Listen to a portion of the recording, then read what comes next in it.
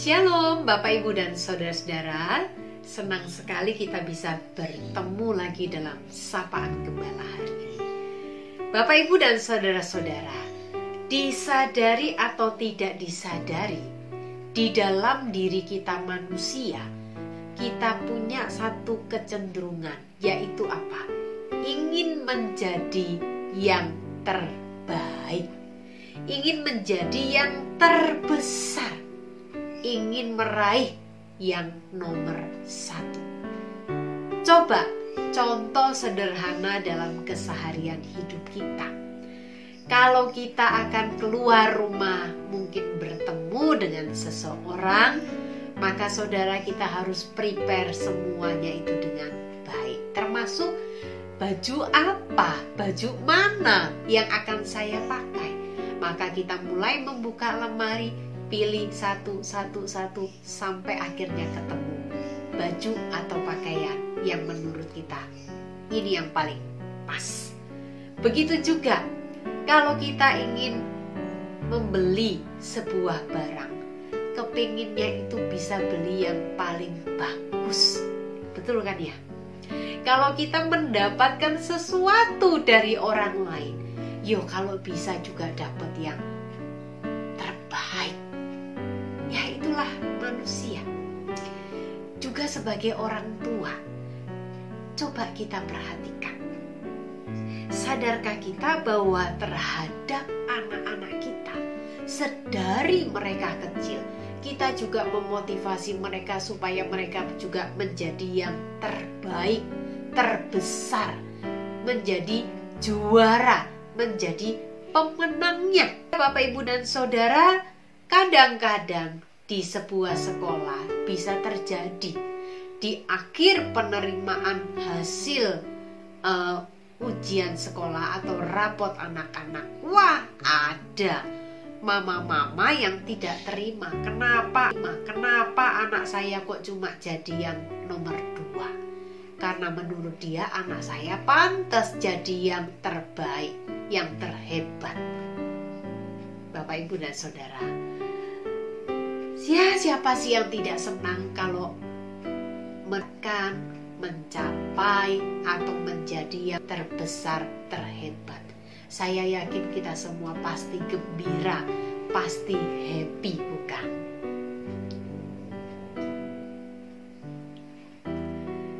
Tetapi saudara-saudara, akibatnya apa? Karena adanya konsep bahwa menjadi yang terbesar, menjadi yang nomor 1, menjadi yang terbaik, itu adalah satu pencapaian yang paling baik. Akibatnya apa?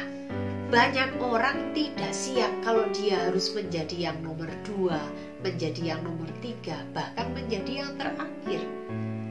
Urutan besar, kecil, urutan nomor 1, 2, 3 seolah menunjukkan lemah kuatnya seseorang, patut dibanggakan atau tidak patut dibanggakannya seseorang. Saudara-saudara, dalam bacaan kita hari ini kita menemukan bagaimana di tengah suasana Yesus akan menghadapi jalan penderitaan dan kematiannya. Ketika dia memberitahu itu, justru para murid dikatakan mereka bertengkar. Ayat 46 mengatakan, maka timbullah pertengkaran di antara murid-murid Yesus tentang siapakah yang terbesar di antara mereka. Tetapi Yesus mengetahui pikiran mereka. Karena itu ia mengambil seorang anak kecil dan menempatkannya di sampingnya dan berkata kepada mereka, barang siapa menyambut anak ini dalam namaku, ia menyambut aku. Dan barang siapa menyambut aku, ia menyambut dia yang mengutus aku. Karena yang terkecil di antara kamu sekalian, dialah yang terbesar. Saudara, menarik ya. Para murid bukannya berempati dan mencoba untuk merasakan apa yang Yesus sudah sampaikan, tapi mereka sibuk mau menjadi yang terbesar, mau sibuk menjadi yang nomor satu. Maka kehadiran seorang anak kecil yang ditarik oleh Yesus untuk ditempatkan di sampingnya ini menarik. Kenapa, Bapak Ibu Saudara? Pada waktu itu anak-anak kecil itu bukanlah menjadi pribadi yang patut atau yang perlu diperhatikan.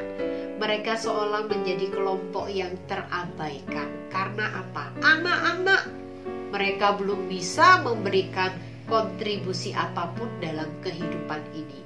Mereka mungkin dianggap hanya mengganggu, hanya bikin ribut. Itulah yang terjadi pada waktu itu. Termasuk ketika para murid mengajar. Anak kecil mungkin bukan menjadi prioritas mereka di dalam mengajar. Nah, karena itulah Yesus menarik seorang anak di sisinya. Itu untuk apa? Menyela argumen para murid tentang menjadi yang terbesar. Tindakannya sangat mengejutkan para murid. Kenapa, Bapak, Ibu, dan Saudara? Karena sekali lagi menyambut seorang anak itu tidak akan menjadi prioritas khusus bagi para murid, gitu ya. Dan ini bukan soal apakah mereka tidak menyukai anak-anak, bukan. Tetapi Yesus mengambil seorang anak ini supaya para murid disadarkan. Apakah mereka mau memprioritaskan kelompok yang tidak dianggap ini menjadi penting untuk diajar, untuk diperhatikan dan sebagainya. Kalau bicara mau jadi yang terbesar, apakah mereka mau melayani kelompok yang rendah ini, yang tidak dianggap di masyarakat, yang dipandang kelompok yang tidak bisa memberikan apa-apa? Apakah mereka mau melakukannya? Nah, Bapak, Ibu, dan Saudara, karena itulah para murid belajar bahwa yang terpenting itu bukan menjadi yang terbesar, tapi yang terpenting itu adalah mereka melakukan apa yang menjadi kehendak Tuhan. Begitu juga dengan hidup kita. Mungkin kita sibuk ingin menjadi yang terbesar, mau pelayanan di gereja ingin menunjukkan bahwa kita ini mau menjadi yang terbaik. Ya, motivasi memberikan yang terbaik bagi Tuhan itu harus, tapi hati-hati. Jangan sampai menjadi yang terbesar, menjadi yang terbaik itu menjadi sebuah motivasi yang keliru untuk mendorong kita melakukan sesuatu di dalam kehidupan kita. Baik Bapak, Ibu, dan saudara-saudara, mari kita belajar dari kisah ini.